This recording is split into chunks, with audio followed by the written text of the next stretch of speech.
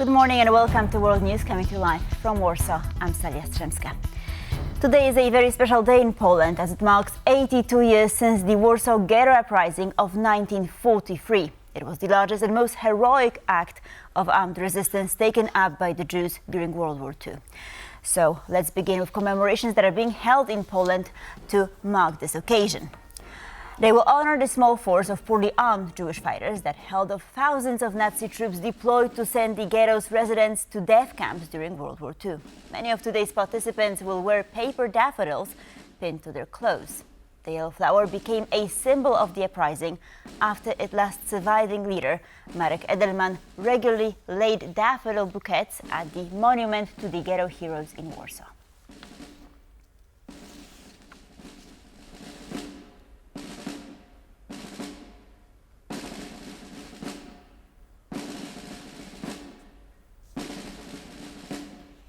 And of course, we'll bring you updates on this topic throughout the day. Friday saw a series of significant comments from top officials regarding Ukraine. Both Donald Trump and Marco Rubio emphasized that the U.S. might withdraw from efforts to broker peace if a resolution appears unlikely. At the same time, Trump's special envoy Steve Witkoff noted that Ukraine can, quote, worry less about some regions if they are Russian-speaking. The quote, taken from an interview for the Wall Street Journal, reads, when you begin to look at those 5 regions, Russia, that you care about them, and by the way, you care about them too, Ukraine, if some of them are more Russian-speaking, do you care less about that? The envoy is referring to the 5 regions of Ukraine that are under at least partial Russian occupation: Crimea, Donetsk, Luhansk, Zaporizhia and Kherson. Media reports following a meeting of US, European and Ukrainian officials in Paris say that Washington has proposed ceding those territories to Russia as part of a potential peace deal. Ukrainian President Volodymyr Zelensky has previously said that under no circumstances will Kyiv recognize these territories as Russian as part of any deal.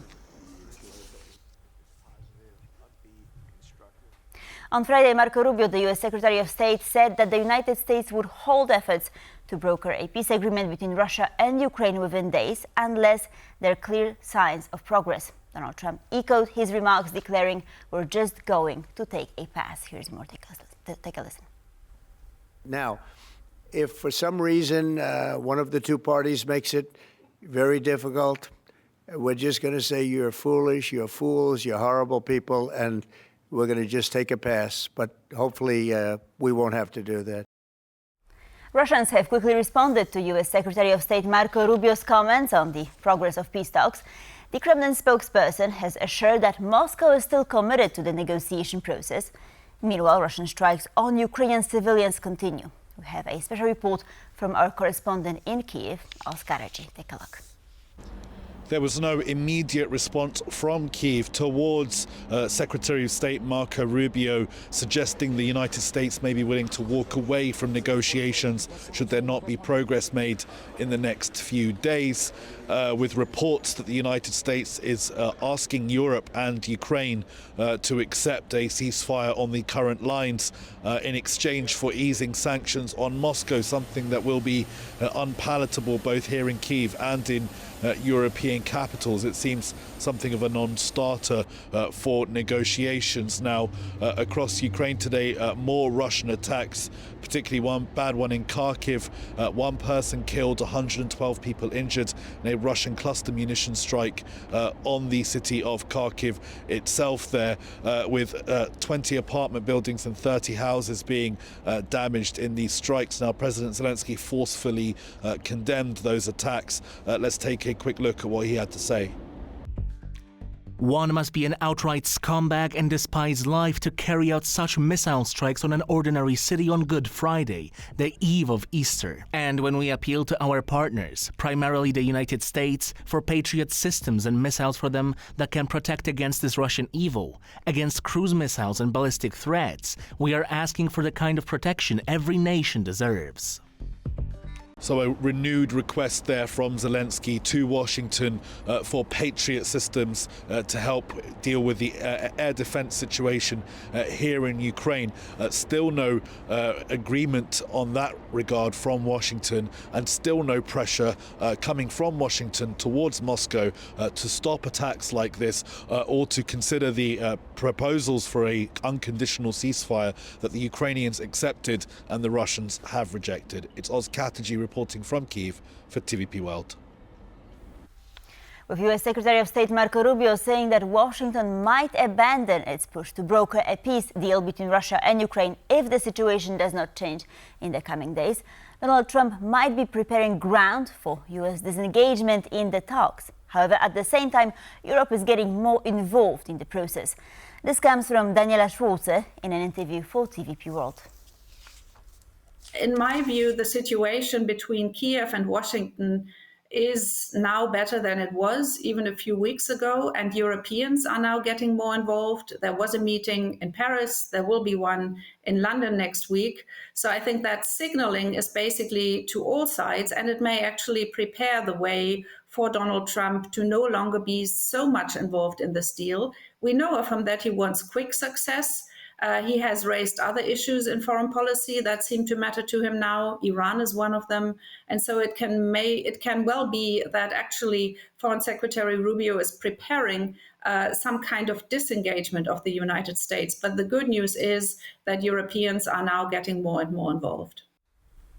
US Secretary of State Marco Rubio has held a call with NATO Secretary General Mark Rutte to present Washington's peace plan for Ukraine.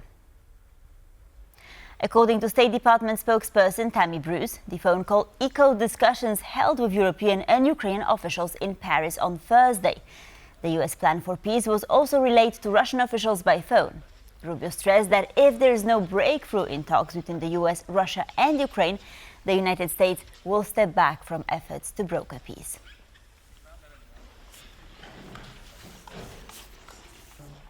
The desire to put hands on Ukrainian minerals will convince Trump to give security guarantees, said TVP World's editor-in-chief Michał Broniatowski in the latest episode of Face to Face with Adam Yasser. Rubio probably for the first time also said that security guarantees for Ukraine will have to be part of the package, which is again, they are listening. They're coming around to the European position. I think that the greed, which means the desire to put hand on the Ukrainian minerals, will finally convince Mr. Trump to give some guarantees, because refusing security guarantees for Ukraine in the situation in which it is fighting with a much stronger enemy. Yes. And Rubio explicitly said that Ukraine has legitimate concerns not to be attacked again. I'm paraphrasing, but this is, this is what he said. As I said, Mr. Trump is listening. And you can watch the full episode online on TVP World's official YouTube channel. A Russian court has sentenced 19-year-old Daria Kozyreva to nearly 3 years in prison for her anti-war activism. The Russian teen was found guilty of repeatedly, quote, discrediting the Russian army. Smiling from ear to ear is not exactly a typical reaction to a prison sentence. Daria Kozyreva, however, couldn't contain her excitement after learning she will only spend 2 years and 8 months behind bars, far less than the 6-year-long sentence that the prosecution called for. Kozyreva, now among the estimated 234-strong group of people imprisoned for criticizing Russia's war on Ukraine, was arrested in February 2024 after she stuck a piece of paper to the monument of Taras Shevchenko, a father of modern Ukrainian literature in St. Petersburg. It contained a verse from one of his poems which read, "Oh, bury me, then rise ye up, and break your heavy chains, and water with the tyrants' blood the freedom that you have gained." While Daria Kozyreva's sentence was lighter than expected, her lawyer says he's not ready to give up fighting for her freedom. I believe she should have been acquitted. Although the term she was sentenced to is so insignificant, this is still real imprisonment. We will examine the verdict. Most likely, we will appeal it. After nearly a year in pretrial detention and then around 2 months under house arrest, Daria Kozyreva now hopes her future appeal to be approved. Otherwise, she will have to get used to her new confinement. Hundreds of prominent Russian figures have been granted Serbian citizenship since the beginning of Moscow's invasion of Ukraine, a journalistic investigation has revealed. This puts further strain on already tense relations between Belgrade and Brussels, as Serbia continues to declare its European ambitions. It is in our national interest, claim Serbian officials as they hand out passports to Russian nationals. According to the file uncovered by independent Russian outlet iStories and Serbia's Krik, at least 204 Russian nationals have been granted Serbian citizenship since the full-scale invasion of Ukraine. This includes individuals with close ties going all the way to Russian President Vladimir Putin or to the Chechen leader Razvan Kadyrov.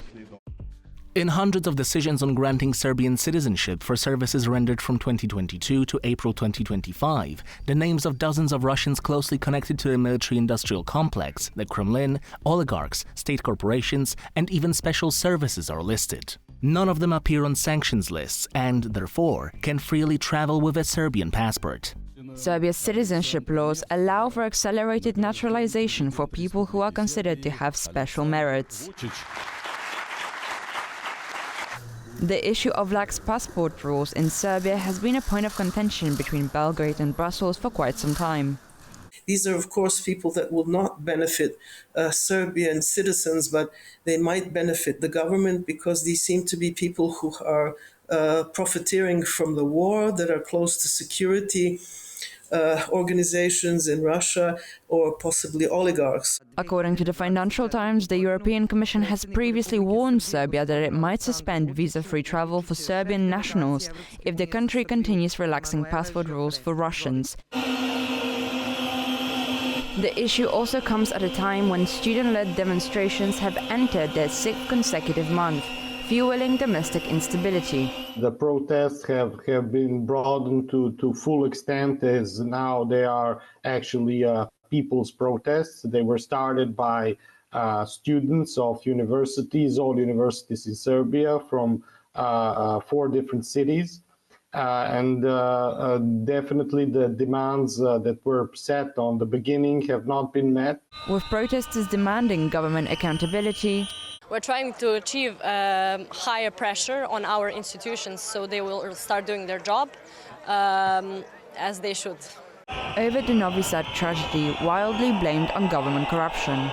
On 1st of November 2024, a canopy of one of the largest railway stations that is placed in Novi Sad has collapsed, killing at that time 15 people. And with the political pressure on the Serbian government unlikely to dissipate anytime soon, President Aleksandar Vučić seeks to turn to his tentative allies. For TVP World, Zuzanna Jurek. Iran's Foreign Minister Abbas Araghchi arrived in Rome early on Saturday for talks with the United States on limiting Tehran's nuclear program.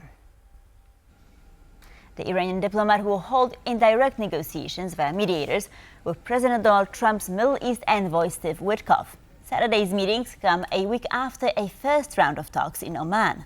Speaking in Moscow on Friday, the Iranian foreign minister said he had serious doubts about America's intentions ahead of the talks, but expressed his readiness to continue the diplomatic process. Since returning to the White House, Donald Trump has exerted a high-pressure campaign to curb Tehran's nuclear aims and has threatened military action if negotiations fail. Thousands of Catholics gathered at Rome's Colosseum on Good Friday to attend the Way of the Cross. The ceremony was not attended by Pope Francis due to the pontiff's recent recovery from double pneumonia. Pope Francis, however, personally wrote the meditations for this year's ceremony. Traditionally, during the Way of the Cross procession held in the Colosseum, a wooden cross is relayed to bearers who carry it through 14 stations. The tradition commemorates the crucifixion of Jesus at Calvary. It is observed in the Holy Week and leads to Good Sunday, the most important Christian holiday that celebrates Christ's resurrection.